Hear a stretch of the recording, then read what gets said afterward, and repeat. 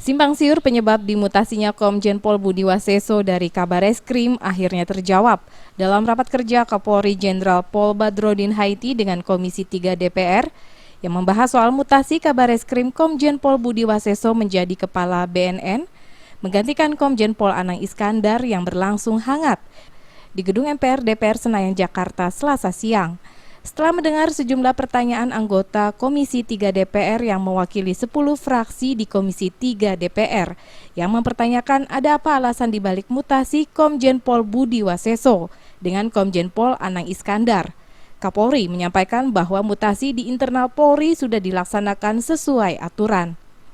Lebih lanjut, Jenderal Bintang 4 tersebut menjelaskan kronologi yang melatar belakangi bertukarnya posisi dari Kabareskrim ke Badan Nasional Narkotika BNN, bahwa pada tanggal 31 Agustus lalu, sidang Dewan Pertimbangan Karir DPK yang dipimpin Wakapolri dilanjutkan pada tanggal 2 September lalu sidang DPK yang dipimpinnya, di mana salah satunya memutuskan Komjen Budi Waseso menjadi Kepala BNN, menggantikan Komjen Pol Anang Iskandar karena mempertimbangkan sejumlah faktor, di antaranya kepentingan organisasi dan peningkatan kemampuan yang bersangkutan.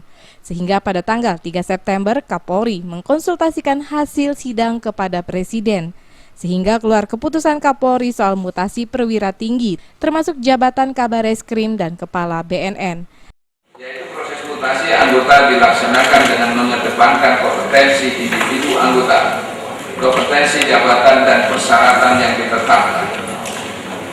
Anti KKN yaitu proses mutasi dilaksanakan tanpa adanya korupsi, kolusi dan nepotisme. 3. Terkait dengan mutasi Kabareskrim Polri, Komjen Pol Dr. Anang Budi Waseso ke Badan Narkotika Nasional dapat kami jelaskan sebagai berikut.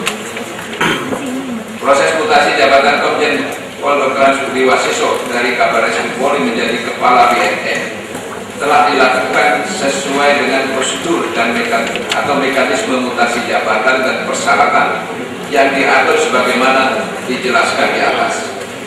Proses mutasi dilakukan dengan mempertimbangkan kepentingan organisasi, khususnya dalam rangka pembinaan karier, pengayaan pengalaman, wawasan dan kaderisasi, serta peningkatan kemampuan yang bersangkutan.